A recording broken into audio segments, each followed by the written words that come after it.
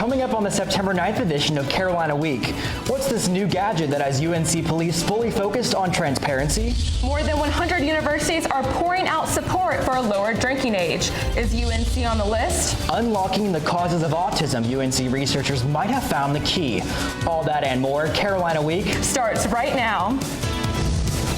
From the UNC School of Journalism and Mass Communication, covering Carolina in HD, this is Carolina Week.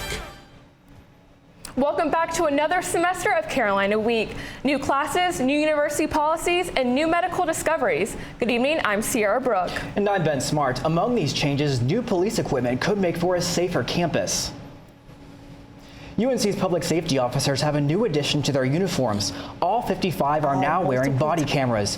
They say this move is not in response to incidents like the one at the University of Cincinnati this July. In that case, video from an officer's body cam was the crucial evidence putting him behind bars. We should warn you, some viewers may find the video you're about to see disturbing. Police officer Ray Tensing's body camera captures what looks like a routine traffic stop. You have a license on you? Yeah, what happened? He pulls over 43-year-old Samuel Dubose for driving without a front license plate. We don't have a front license plate on your car. Their interactions are cordial until Tensing asks Dubose to take off his seatbelt. Oh, okay. That's when things turn deadly. Go ahead and take your seatbelt off for me. I didn't even do nothing. Go ahead and take your seatbelt off. Stop. We've frozen the video here just before Officer Tensing pulls his gun and shoots Dubose in the head. 10 days later, Tensing was indicted for murder and voluntary manslaughter. The prosecutor says the body camera footage shows the shooting was, without question, a murder. Uniformed police officers at UNC are now also wearing body cameras. We started utilizing the body camera technology as of Fall Fest, which was 2 days before the start of classes with this fall semester. I'm here with one of UNC's public safety officers. She's wearing a brand new police body camera. Now, the body cameras are designed to keep things more transparent. They record both audio and video at all times that the officer is on duty. We have used dash cameras in our vehicles for some time now, many years. So really all this does is augments that. DPS couldn't provide us with raw video, but officers can view body camera footage live from their work smartphone. On the left is an officer wearing a body camera. His smartphone on the right side of your screen shows what the body camera is recording in real time. The current DPS policy doesn't require officers to notify people they're being recorded. Anyone who submits a public records request can have access to the footage.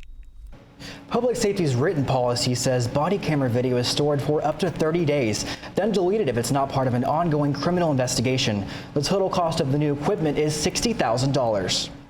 UNC police can also enforce the law in certain areas off campus. The university's police officers have what's called shared jurisdiction with the Chapel Hill Police. The two police forces share territory along the main block of Franklin Street and some sections of Rosemary Street. Both of these roads are north of campus. Shared jurisdiction means UNC police can intervene if they see a crime happening off campus in these parts of Chapel Hill. In 1984, Congress passed the National Minimum Drinking Age Act. It said states would lose federal funding if they did not make the legal drinking age 21. Now a group of university leaders is trying to change that. Maddie Gardner is live in our studio with more. Maddie? Yeah, Sierra, 162 university presidents have signed onto an initiative to lower the drinking age to 18. But some critics say those administrators are simply trying to reduce their liability for illegal behavior on campus. I'm not upset with Chapel Hill Police. I'm not upset with the alcohol laws. I mean, it was my own stupid mistake for walking out in the street. 8 months. That's how far this UNC student was from drinking legally when cops hit him with an underage drinking ticket. He asked that we hide his identity. I had completely forgotten that I was carrying a beer. It was only one beer, but one beer was all it took. According to the latest drug and alcohol survey by Student Wellness, 65% of underage students had had at least one drink in the past month. I've always really thought that the drinking age should be 18. That's what this is all about, the Amethyst Initiative, a move by university leaders nationwide to lower the drinking age to 18. According to Amethyst, the high drinking age creates a binge drinking culture, teaches abstinence instead of safe drinking practices, and promotes the use of fake IDs and other illegal behavior. Dr. Fulton Cruz of the Bowles Center for Alcohol Studies urged Chancellor Folt not to sign. Cruz wrote, "Scientific studies have only found negative consequences from adolescent drinking and do not support lowering the drinking age." Alcohol law enforcement officer Mike Manier says age and maturity make a big difference in drinking behavior. We do see a lot of binge drinking with younger folks. He even promotes a higher drinking age. Our primary brain development occurs up through 25. No matter the age, underage drinkers will continue to pay the high cost of cracking open a cold one. All in all, it's cost me about $500 just for stepping on the street with a beer. So where does UNC stand on the issue? University administrators won't say if they support the change, but I do know they've received pressure from both sides. Maddie Gardner reporting live in the studio. Thanks, Maddie. Former UNC student Chandler Kenya is facing multiple felony charges related to a drunk driving accident. Kenya killed 3 people in July when he drove the wrong way on Interstate 85. Now the victim's family is suing Kenya's parents. 2 Chapel Hill bars that Kenya visited before the accident also are named in the lawsuit. Kenya's next court date is September 25th. This Friday marks the 14-year anniversary of the September 11th attacks. Right here at UNC, there's new controversy surrounding the terrorist strike. 3 times a week in Greenlaw Hall, students gather for a course titled Literature of 9/11. However, some groups like the UNC College Republicans believe the course is indoctrinating students with anti-American ideas. The class's reading list contains works that offer non-traditional perspectives about the attacks. But the value of exposing students to these perspectives is where the debate comes in. UNC Director of Media Relations Jim Gregory said in a release that Carolina offers academic courses to challenge students, not to advocate one viewpoint over another.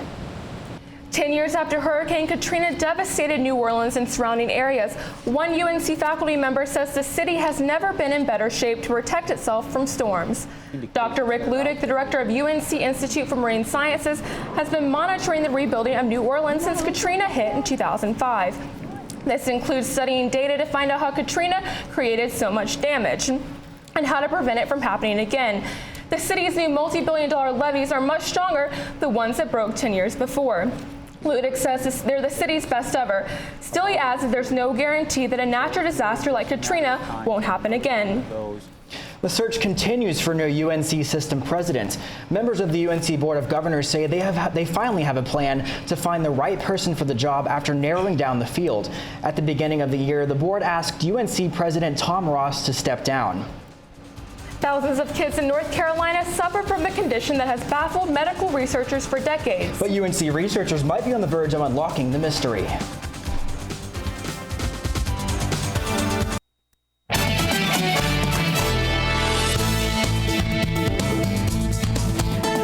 Officials changed the name of Saunders Hall to Carolina Hall. Many on campus thought that might be the end of the controversy. Sharon Nunn is live in our satellite studio. Sharon, what are you hearing?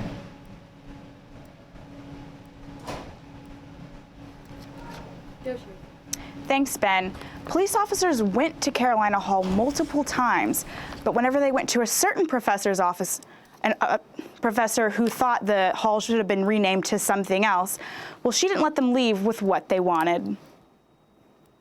Pretty quickly, they said that they were there to take down my sign. Professor Altha Cravey's office is in what used to be called Saunders Hall, the building that sparked protests on campus because it was named after a man with ties to the Ku Klux Klan. Protesters wanted it named Hurston Hall after Zora Neale Hurston, the first black student to attend UNC. But the Board of Trustees chose to rename it Carolina Hall at a controversial meeting last semester. Police came to the building and took down every scrap of paper that had Hurston on it. Cravey didn't let campus police take hers. The sign still hangs in her office.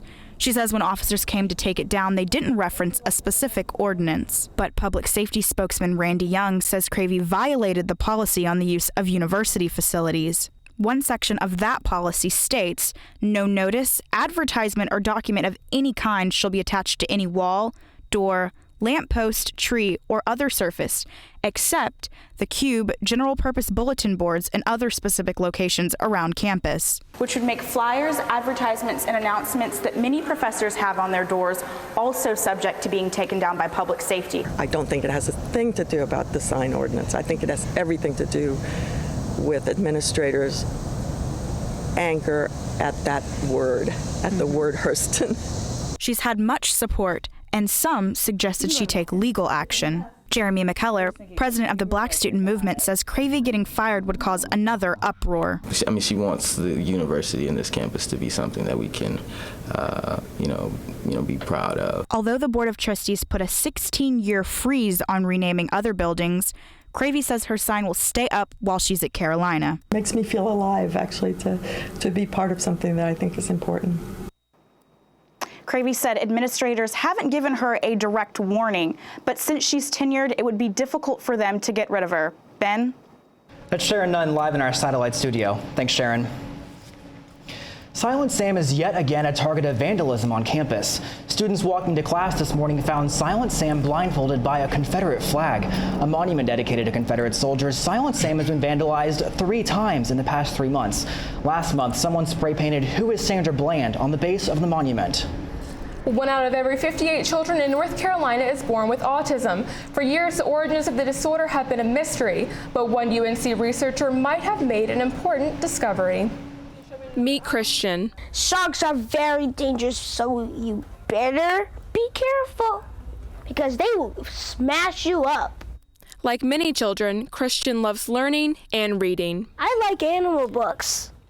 But his mom always knew he was different. He was delayed in a lot of his milestones. When he was 15 months old, doctors diagnosed Christian with autism. For 5 years, Jason Yee and a team of UNC researchers gloved up to discover the cause.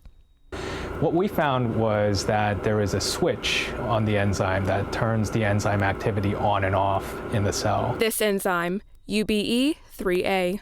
Here's an example of a human cell. When that switch can't be turned off, the enzyme deletes too many proteins in the cell. The result? Autism. And through this discovery, treatment might be possible. I think the hope for it is that moving forward that we'll be able to use drugs, or we'll at least have an idea of which drugs may work in these types of autism cases to be able to treat it. Until then, Christian will keep sharing his knowledge with others. Sharks have a heart with 4 chambers. And cells. And cells? I learned that from my homework. From your homework? Mm-hmm. Jason Yee and other UNC researchers are still researching the enzyme UBE3A to discover treatments for its hyperactive pathways. Some students at Duke University are calling their summer reading book offensive. The book, entitled Fun Home, is author Allison Bechtel's coming-of-age memoir. Duke freshman Brian Grosso is behind all the controversy. He posted this article you see here on your screen to the Washington Post, arguing that the images in the novel are too provocative. In his Washington Post commentary, Grosso says he researched the book's content and even read a portion of it before opting out of the assignment. It now has more than 2,000 comments, and he told Carolina Week the story has been taken way too far. Students interested in joining sororities have one less restriction on their activities. Recruitment was known as a no booze, no boys period, and sorority members and potential members were restricted from consuming alcohol and other substances. They were also not allowed to speak to males, including classmates and friends. But this year, the UNC Panhellenic Council dropped the second restriction. After decades of enforcing the no boys rule, council members said they wanted to leave the choice up to women. This policy was a university standard rather than a national rule. It applies only to the 10-day recruitment period. Paper Hand Puppet Intervention performed its production, A Drop in the Bucket, The Big Dreams of Tiny Things in Chapel Hill this weekend. Residents, faculty, and students alike flooded the Forest Theater to see the show, which featured intricate puppets of all shapes and sizes. With an original score and impressive puppetry, A Drop in the Bucket told universal stories with environmental messages to remind everyone in the audience that some of the smallest things can have the biggest impact. If you haven't seen the show yet, it will run for one more weekend at the North Carolina Museum of Art in Raleigh. Muhammad Ali, Kareem Abdul-Jabbar, and now the UNC School of Media and Journalism. These are some of the greatest entities to change their names. The renaming event started with a seminar featuring 4 prominent UNC alumni and 8 of the school's most promising students. From there, the 4 alumni took center stage with Dean Susan King in the main hall for an Oprah-inspired Q&A session, where they took questions from both Dean King and students in attendance. Finally, the party moved outside where the student put on a light show, complete with refreshments and a DJ.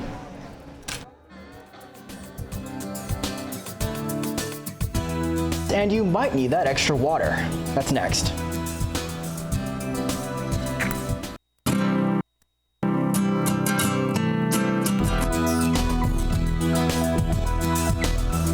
Welcome back to Carolina Week, everyone. I'm Drew Day. Thank you so much for staying with us. We started off this morning with plenty of sunshine across the triangle, but we did start to see some cumulus clouds begin to develop as we headed later into the afternoon. And that did produce some showers and thunderstorms earlier this afternoon, but it looks like a lot of those have begun to diminish across the area. So it looks like the chance of rain for the rest of this evening will be quite low. So if you have any plans outside, you shouldn't have to worry about getting too wet out there. Now, look at the nationwide picture shows that we do have a frontal system. There's a cold front that's sitting just off to our west, and this cold front will be playing an important role in our weather for the next several days, as it looks like it will be stalling out over North Carolina and bring us the chance of some showers as well as some drier weather later in the week, which we'll talk about in just a second. But first, tonight we do have that cold front sitting just off to our west, so ahead of it we have a good southerly flow. That's what gave us all the humid air mass that we had out there today. Now tomorrow morning that front is still off to our west. It looks like a few little areas of low pressure will begin to develop and ride along that front, but it still hasn't cleared the area yet.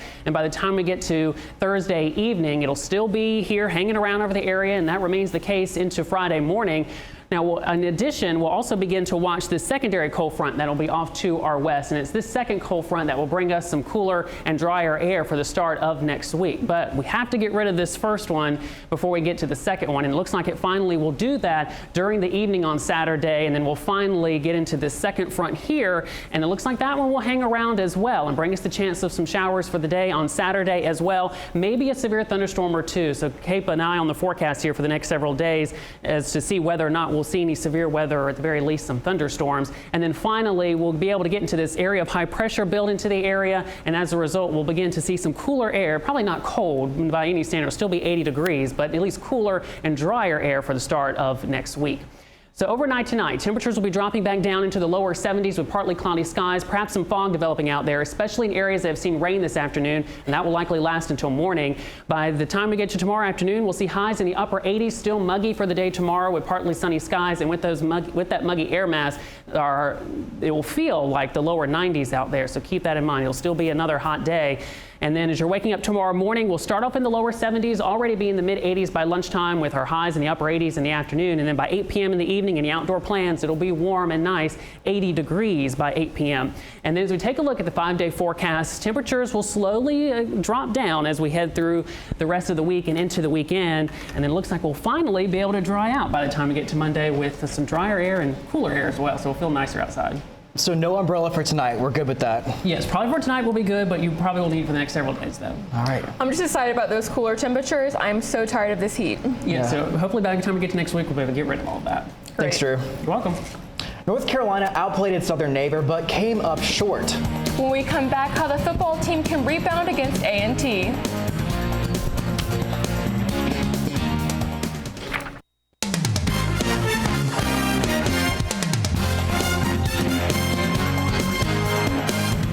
Welcome back to Carolina Week. I'm Kendra Douglas with sports.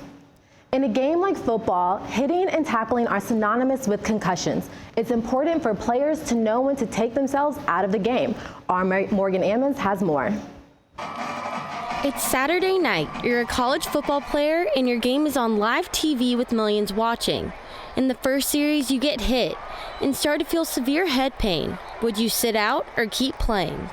I spoke with UNC linebacker Nathan Staub, who had to make that choice. But I would have a big hit, take a big hit or give a big hit, and I would start to lose vision in my periphery. This happened twice since Staub came to UNC, and doctors suggested that after this season, he should medically retire. So it's tough, but especially with the vision things, I knew that I couldn't help my team if I went out there. A concussion is a serious brain injury. This is UNC professor Kevin Guskowitz. He is one of the leading concussion researchers in the country and has worked with the NCAA and NFL. Guskowitz thinks concussion knowledge is causing more players to walk off the field. The difference is that the awareness has created, fortunately, better reporting of concussions. So athletes are no longer playing through them, and there are no longer as many going undiagnosed. With 26 out of 27 potential concussions going unreported, Guskowitz and his team have one goal. We're focusing our work more on trying to prevent that initial one so that we can prevent future injuries. So what does Staub think football players should do to prevent concussions? Not play football. I don't know. Although Staub will miss walking through the tunnel on game day, his long-term health was more important. In Chapel Hill, I'm Morgan Ammons reporting. Staub is still an active member of the football team. He's a student coach and works with the defense. Staub's former teammates had a rough loss last Thursday that will put them behind. The Heels face the North Carolina A&T on Saturday. The Aggies opened up with the season with a dominant 61-7 win against Division II opponent Shaw University, just up 81 yards and 0 defensive touchdowns. Junior running back Tyreek Cohen leads the A&T offense. He's one of the best running backs in the FCS. Cohen is the Reign Mid-Eastern Athletic Conference Offense Players of the Year and could pose problems for a UNC defense that struggled against the run in South Carolina game. So far, so good. The Gene Chizik lead defense, just 17 points against South Carolina, but the Achilles heel for the Tar Heels might just be the running game. As the game went on, the rushing attack for the Gamecocks wore down UNC. South Carolina ran the ball 22 times in the second half for 134 yards. The last 15 plays on offense for SC were runs. They had complete control of possession, giving UNC less time to come back. Maybe it's time UNC gets its own rushing attack going. Enter Elijah Hood. The sophomore running back dominated against South Carolina. He had 138 yards, only 12 carries. He can wear teams out. Look at him just blowing over defenders. He can take some of the pressure off Marquise Williams and guarantee that the clock keeps running in Fedora's high-tempo offense. That'll at least give the defense a chance to rest. You know, A&T is a good school, but I don't think they're at the caliber of, Carolina's team. So I think this should be an easy win for us. Hey, it should be a good chance for UNC to redeem themselves. Definitely. I'm rooting for a Tar Heel victory. Thanks, Kendra. One NC community is rallying around one of its own. To make his last wishes come true. That's next.